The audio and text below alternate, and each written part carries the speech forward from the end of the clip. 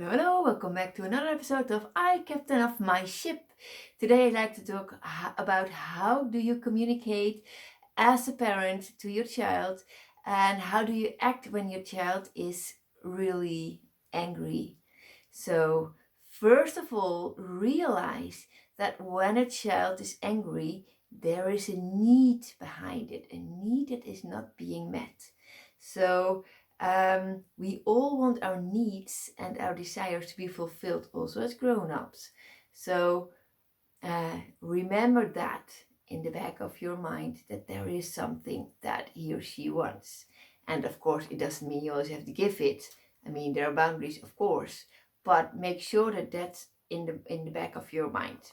Okay, first of all, when your child is angry, make sure that you give the right example.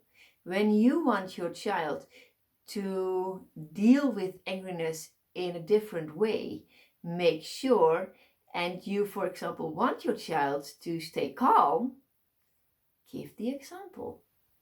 When your child's angry and you stay calm, you give the example that it's possible to stay calm even though you might be angry. So the children always look at you as an example. So children are also sometimes named mirrors. They mirror our own behavior, so that's not always nice to hear, but make sure that you are giving the right example to your children. Because they will copy your behavior.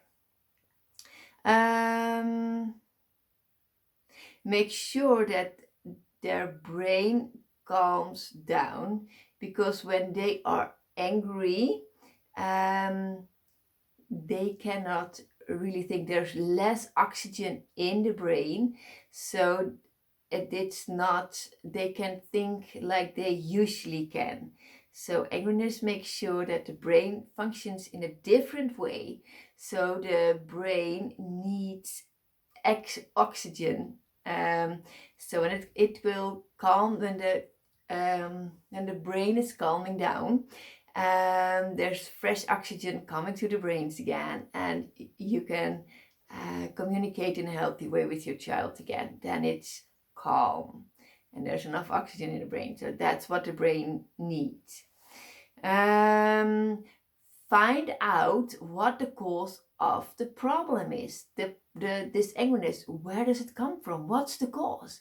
Is it out of frustration? Is it out of impotence? Is it out of pain? Or is it fright? What is it? What's the cause? Find out about that as a parent. And name what you suspect as the cause. And which unfulfilled need lies behind the emotion. For example, this is an example, I can understand you feel frustrated because it's dinner time and you must come to the table. Then you have named the cause of the problem. And the unmet need is, and you prefer to play a little bit longer with your Lego. That's the unfulfilled need. So you name the cause and the unfulfilled need, what's behind it. In this way, your child feels seen and heard and knows that it's okay to feel this way. Teach your child to recognize and accept anger by naming what is going on. For example, you are angry because it doesn't work out the way you want, right?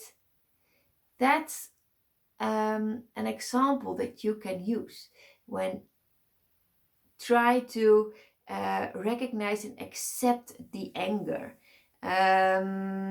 And then show understanding of the emotion. Like, it's not nice to feel this angry. then your child also knows that, yeah, it's not nice to feel this angry. Then it feels seen and heard. Another thing that you can do as a parent, talk slow, talk soft, and on same eye level. In this way, your child will also calm down because it will mirror your behavior. It will see how you will react, and it will start to move the emotion.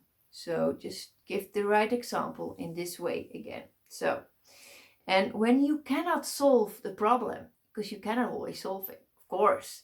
When it's dinner time, it's just dinner time. In the example I just gave you, you can just give boundaries. Like I can understand. I can understand you feel frustrated because it's dinner time and you want to play a little bit long with your Lego, of course. And but still, and now you give a boundary. You say you may feel this way, but it is time to come to the table now because food will get cold and I don't like to eat cold food. So it's good to have this boundary. So in this way, your child feels heard, and that's a good way to talk with your child. And the last tip that I like to give, when you have a feeling that it's this problem is always returning and it's just hard to solve this, then yeah, distraction will really help. Oh, look who's coming there. Oh, look what's on the television. Oh, have you seen this? Oh, look at that. Have you heard about that? Distraction will also help your child get into another state. So that always works.